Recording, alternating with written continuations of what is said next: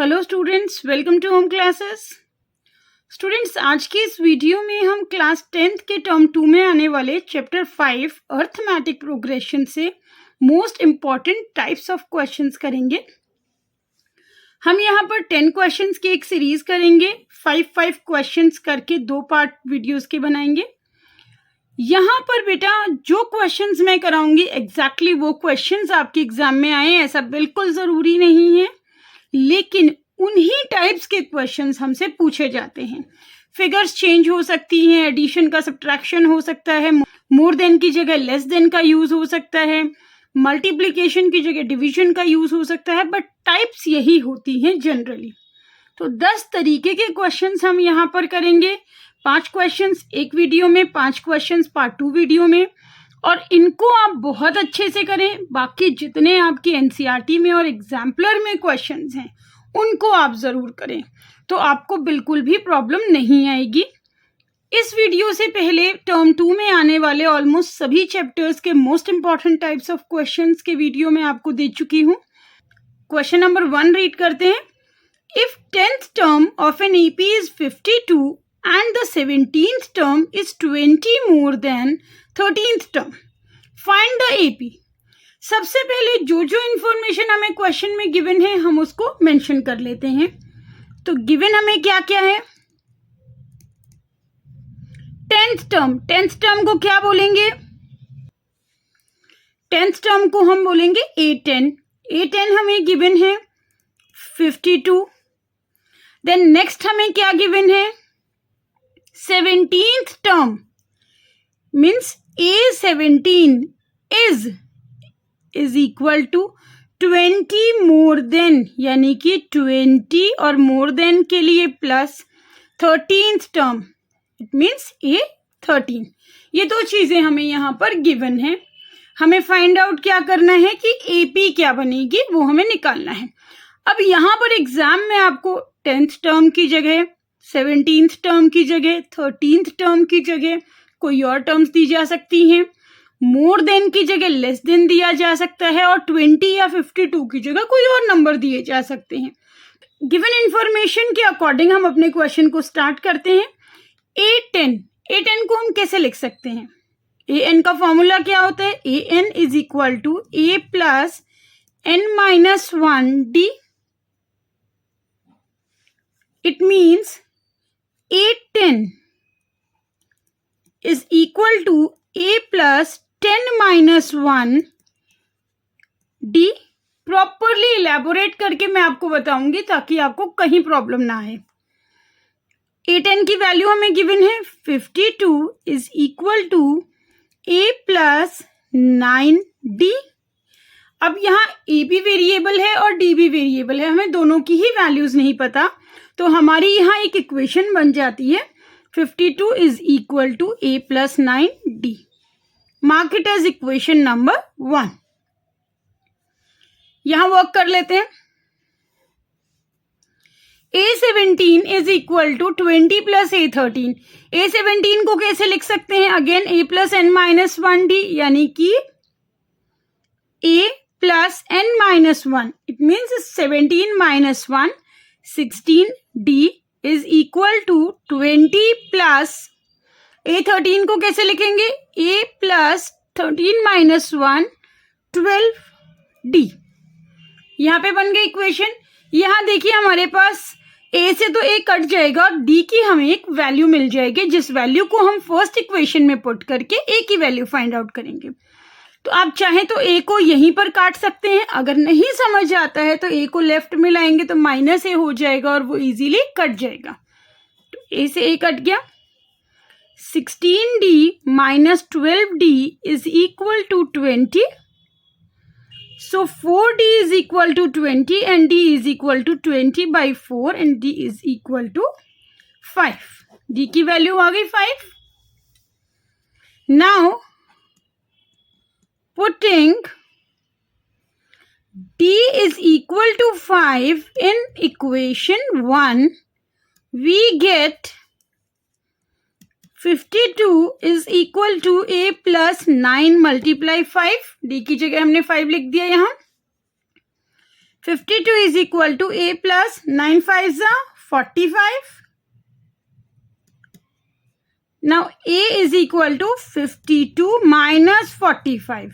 This implies a is equal to 52 minus 45 is 7. तो a की value हमारे पास आ गई 7.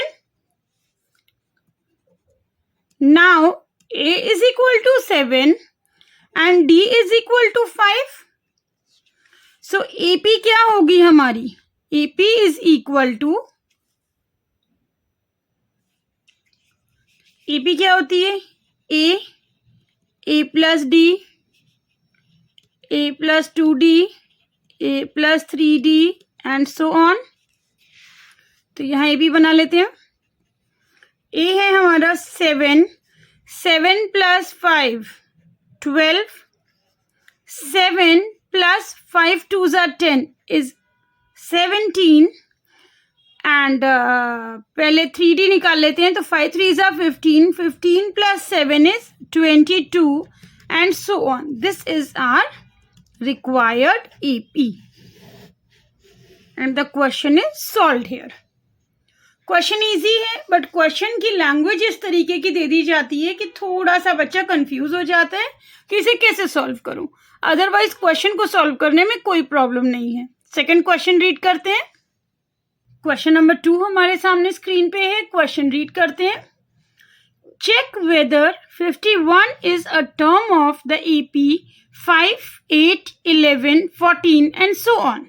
यहाँ हमें इस टाइप के क्वेश्चन में एक AP दे दी जाएगी एंड कोई एक नंबर दिया जाएगा कि क्या ये नंबर इस AP का हिस्सा है या नहीं है, या फिर क्या ये नंबर इस AP की कोई टर्म है या नहीं है, ये हमें चेक करके बताना है. यहाँ पर हो सकता है कि ये नंबर इस AP की टर्म हो और ये भी हो सकता है कि ये नंबर इस AP की टर्म ना हो. तो इसे हमें सॉल्व करना है एंड चेक करना है. सबसे पहले हम गिवन AP मेंशन करेंगे. AP है हमारी 5, 8, 11, 14 एंड सो ऑन. यहाँ हमें चेक करना है कि 51 इस AP की टर्म है या नहीं. उसके लिए हम लेट करेंगे. Let 51 be the nth term. हमने लेट कर लिया कि 51 इस AP की टर्म है और इसकी nth टर्म है. तो therefore an हो गई हमारी 51. a हमें क्या पता है? a गिवन है 5, d गिवन है 8 minus 5. This implies d is equal to 3. a हमारे पास है, d हमारे पास है, an हमारे पास है. इसके बाद हमारे पास फॉर्मूला भी है an का. Now an is equal to a plus n minus 1d. This implies इस फॉर्मूले के according 51 is equal to 5 plus n minus 1 multiply 3. यही होगा. यहां से हम क्या फाइंड आउट करेंगे? n की वैल्यू फाइंड आउट करेंगे. सो 51 माइनस ये प्लस का 5 लेफ्ट में ले जाएंगे तो माइनस का 5 हो जाएगा is equal to n minus 1 multiply 3. 51 minus 5 is 46 is equal to n minus 1 multiply 3. And ये 3 जो यहाँ मल्टीप्लाई में है वो जब लेफ्ट में जाएगा तो डिवाइड का हो जाएगा. यहाँ बच जाएगा n minus 1. 46/3 is equal to n minus 1. और ये जो माइनस 1 है जब ये लेफ्ट में जाएगा तो ये बन जाएगा +1. So 46/3 +1 is equal to n. LCM लेते हैं. यहां पर तो एलसीएम लेना पड़ेगा हमें. 46 plus 3 is equal to n. ये होता है 49/3 इज इक्वल टू n और n इज इक्वल टू 49/3. ये हमारी n की वैल्यू आती है. डिवाइड करके बताती हूं मैं आपको. n is equal to 3 1s are 3, 3 6s are 18, point 3 3s are 9, 3 3s are 9, 3 3s are 9 and so on. 3 जो है चलता रहेगा. we know that n cannot be like this. n should be a natural number every time. Number of terms should be a natural number. यहाँ पर n एक natural number नहीं है, ये डेसिमल्स में आ रहा है. क्या नंबर ऑफ टर्म्स कभी डेसिमल्स में आ सकती है? नहीं आ सकती है किसी भी अर्थमेटिक प्रोग्रेशन में. तो यहाँ पर हम n क्योंकि नेचुरल नंबर नहीं है तो ये प्रूव कर सकते हैं कि 51 जो है वो इस AP की टर्म नहीं है.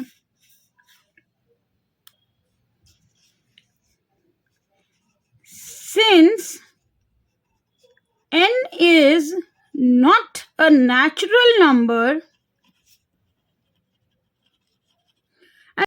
this implies 51 is not a term of the given AP. तो यहाँ पे अगर आपका n आता है natural number then it is a term of AP. अगर n आपका नेचुरल नंबर नहीं आता then the given number is not the term of the given AP. यहीं पे हमारा क्वेश्चन खत्म होता है. नेक्स्ट क्वेश्चन रीड करते हैं. स्टूडेंट्स क्वेश्चन नंबर 3 हमारे सामने स्क्रीन पे है. क्वेश्चन रीड कर लेते हैं.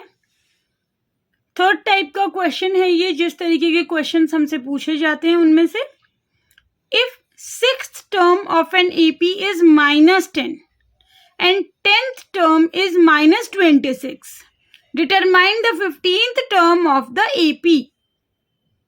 यहाँ पर हमें गिवन है कि एक AP है, उसकी सिक्स्थ टर्म है -10, 10th टर्म है -26 और आपको उस AP की 15th टर्म फाइंड आउट करनी है. हमें A नहीं पता, हमें D नहीं पता है और हमें AP भी नहीं पता है. तो यहाँ पर सबसे पहले हम इस तरीके के क्वेश्चंस में लेट कर लेते हैं कि A जो है वो हमारी फर्स्ट टर्म है एंड D हमारा कॉमन डिफरेंस है. ये आपको लिख के बताना होगा. Let A and D be the first term and common difference respectively. ये दोनों हमारे first term and common difference है. अब therefore six term is -10, therefore A6 is equal to -10. और कैसे लिख सकते हैं इसको हम?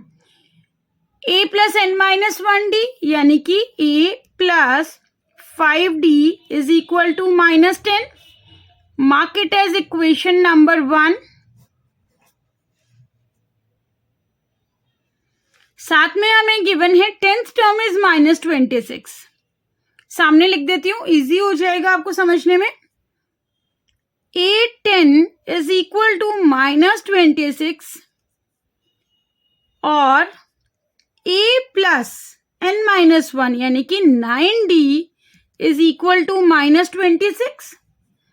This is the second equation. दो इक्वेशंस हमारे सामने आ गई हैं. अब यहां से इन दोनों इक्वेशंस को सॉल्व करके हम A की या फिर D की वैल्यू फाइंड आउट करेंगे. यहां देखिए, अगर आप D को काटना चाहते हैं तो यहाँ 5D है और यहाँ 9D है. यहाँ तो ना 5 9 के टेबल में आता है ना 9 5 के टेबल में आता है. तो आपको एक इक्वेशन को 9 से मल्टीप्लाई करना पड़ेगा, दूसरे इक्वेशन को 5 से मल्टीप्लाई करना पड़ेगा. इससे बहुत इजी है. यहाँ भी सिंगल ए है, यहाँ भी सिंगल ए है. जब आप एक इक्वेशन में से दूसरी इक्वेशन को सब्ट्रैक्ट करेंगे तो ए से ए कट जाएगा. Now subtracting equation 1 from 2 we get 2 में से 1 को अगर हम सब्ट्रैक्ट करते हैं तो कैसे लिखेंगे इसे? इक्वेशंस को लिख लेते हैं ऊपर नीचे. जिसमें से माइनस करेंगे उसको पहले ऊपर लिखेंगे. A plus 9D is equal to -26. जिसको माइनस करेंगे उसे नीचे लिखेंगे. एक A plus 5D is equal to -10. जब हम सब्ट्रैक्ट करेंगे तो माइनस का साइन लगाएंगे, वो यहाँ भी लगेगा, यहाँ भी साइन चेंज होगा और यहाँ भी साइन चेंज होगा। तो यहाँ ए से ए पूरा कट गया। 9d minus 5d is 4d and minus 26 plus 10 is minus 16. So 4d is equal to minus 16 and d is equal to 16 by 4 is 4. So the answer is minus 4. यहाँ हमें d की value क्या मिल गई? यहाँ देखिए 16 by 4 करेंगे तो 4 से 16 एंड माइनस का साइन, तो d is equal to minus 4 हमें मिल गया। अब आपके पास दो इक्वेशंस हैं, इक्वेशन नंबर 1, इक्वेशन नंबर 2। किसी भी एक इक्वेशन में जो आपको इजी लगे d की वैल्यू पुट करिए एंड a की वैल्यू फाइंड आउट करिए। Now putting d is equal to minus 4 in equation 1, we get equation number 1 में जब हम डालते हैं तो a plus 5 multiply minus 4 bracket में रखा है क्योंकि माइनस का साइन भी है, is equal to minus 10।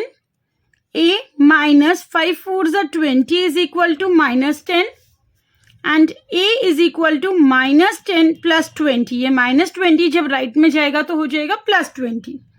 This implies a is equal to 10। a क्या आ गया हमारा? 10 आ गया। d है माइनस 4, a है 10। हमें निकालना क्या है यहाँ इस क्वेश्चन में? 15th term of the AP। So 15th term हमें निकालनी है, तो उसके लिए हम मेंशन करेंगे now A15 is equal to A plus 14d। ऐसे निकालेंगे, वैल्यूज पुट कर लेंगे A और D की, is equal to 10 plus 14 multiply minus 4। Therefore, A15 is equal to 10 minus 14 4 46 होता है। अब 14 4 46 नहीं, 56 होता है, 56 होता है। This implies A15 is equal to minus 46। अगर इस तरीके का क्वेश्चन हमें दिया हुआ है तो हमें आराम से अपनी सारी गिवन इंफॉर्मेशन को लिखना है, उसे a plus n minus 1d की फॉर्म में कन्वर्ट करना है।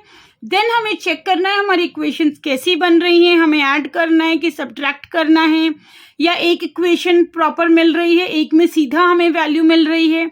एंड वैल्यूज को सही जगह पुट करके यूज करके और हमें अपना फाइनल आंसर तक पहुंचना है। यहाँ पर हमें जो निकालना था हमने वो निकाल दिया है। तो ये हमारा थर्ड क्वेश्चन यहाँ कंप्लीट होता है। अब हम फोर्थ क्वेश्चन रीड करते हैं। फोर्थ क्वेश्चन स्टूडेंट्स हमारे सामने है स्क्रीन पे, क्वेश्चन रीड करते हैं। The sum of fourth term and eighth term of an AP is 24 and the sum of sixth term and 10th term is 44. Find the AP. यहाँ हमें एक AP find out करनी है जिसकी fourth term और eighth term का सम 24 है, sixth term and 10th term का सम 44 है। सबसे पहले हम लेट कर लेंगे लास्ट क्वेश्चन की ही तरह। Let the first term and the common difference are A and D respectively. Therefore, fourth term यानी कि A4 और एट्थ टर्म यानी कि A8 का सम है 24। यही इंफॉर्मेशन गिवन है, A4 plus A8 is equal to 24। ऐसे आंसर नहीं निकलेगा हमारा, हमें इसे A plus n minus 1d में कन्वर्ट करना है। तो A4 को कैसे लिखेंगे? A plus n minus 1, this is n, यानी कि 4 minus 1, it means 3d plus A plus n minus 1 means 8 minus 1, 7d is equal to 24। A और A कितना हो गया 2a plus 7 and 3 10d is equal to 24। जो भी यहाँ common होता है उसे हमें कॉमन निकाल लेना है। 2 कॉमन है पूरी इक्वेशन में तो 2 बार निकाल लीजिए। ये क्या बन गया a plus 5d is equal to 12। ये बन गई हमारी इक्वेशन नंबर 1। सिमिलरली दोनों को सामने सामने रख के आपको समझाऊंगी, आपको नीचे करना है। नेक्स्ट इंफॉर्मेशन हमें क्या गिवन है, the sum of 6th term, it means a6 and 10th term a10 is equal to 44। a6 को कैसे लिख सकते हैं, a प्लस 5d। a10 को कैसे लिख सकते हैं, a plus 9d is equal to 44। 2a, a plus a बन गया 2a प्लस 9 प्लस 5 बन गया 14 इज इक्वल टू 44। अगेन यहां से 2 कॉमन ले लेंगे हम। 2 कॉमन लेंगे तो ये हो जाता है a plus 2 7s are 14 is equal to 22। a plus 7d ये बन गई हमारी इक्वेशन नंबर 2। यहां से हमें फिर 2 इक्वेशंस मिल गई। इसके आगे तो सॉल्व करना आता है आप सभी को।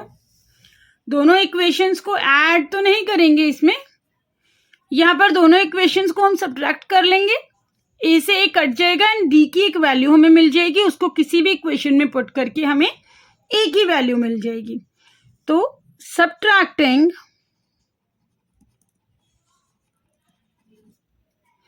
आप अपने हिसाब से इजी देख सकते हैं। देखिए यहाँ 7d बड़ा है, यहाँ 5d छोटा है, 22 बड़ा है, 12 छोटा है। तो सेकंड इक्वेशन में से फर्स्ट इक्वेशन को सब्ट्रैक्ट कर लीजिए, आपके इजी टर्म्स आ जाएंगी। Subtracting equation 1 from equation 2 we get a plus 7d is equal to 22, a plus 5d is equal to 12। Sign change हो जाएंगे सारे, a से a कट जाएगा। 7d minus 5d is 2d and 22 minus 12 is 10। d क्या आ गया 10/2।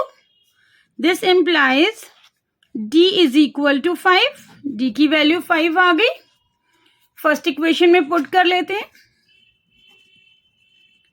Putting d is equal to 5 in equation 1, we get a plus 5 multiply 5 is equal to 12 और a plus 25 is equal to 12। तो अगर हम 25 को ले जाते हैं, a is equal to 12 minus 25. So a is equal to 12 minus 25 is minus 13. a की value क्या आ गई है minus 13। अब हमारे पास d की वैल्यू भी है, हमारे पास a की वैल्यू भी है। हमें फाइंड आउट क्या करना है, ap फाइंड आउट करनी है। यहां फाइंड कर लेते हैं। Now ap is a plus d, a plus 2d, a plus 3d and so on। a क्या है, फर्स्ट टर्म है, that is minus 13। a plus d मैं यहाँ पे पूरा लिख के बताती हूँ, minus 13 plus 5। a plus 2d minus 13 plus 2 multiply 5। a plus 3d minus 13 plus 3 multiply 5 and so on. अब इसको सॉल्व कर लेते हैं। Minus 13 plus 5 is minus 8, 5 2s are 10 और माइनस के 13 is minus 3, 5 3s are 15 plus 15 and minus 13 is 2 plus 2 and so on. इसको simply आप कैसे चेक कर सकते हैं आपका आंसर ठीक है कि नहीं। अगर आप एक नंबर लाइन देखते हैं 0 -1, -2, -3, -4, -5, -6, -7 एंड -8। इस तरीके से 1, 2, 3, 4, 5, 6, 7, 8। यहाँ देखिए -8 से स्टार्ट करते हैं। -8 था, 1, 2, 3, 4, 5, -3, 1, 2, 3, 4, 5, 2, 1, 2, 3, 4, 5। नेक्स्ट टर्म आ जाएगी 7। 5, 5 का डिफरेंस है। देखिए यहाँ हमने अपने आंसर को वेरीफाई भी कर लिया और यही एपी हमें इस क्वेश्चन में फाइंड आउट करनी थी, जो हमने फाइंड आउट कर ली है। होपफुली क्वेश्चन क्लियर होगा। नेक्स्ट क्वेश्चन रीड करते हैं। इसके बाद स्टूडेंट्स 5th क्वेश्चन हमारे सामने स्क्रीन पे है। क्वेश्चन रीड करते हैं।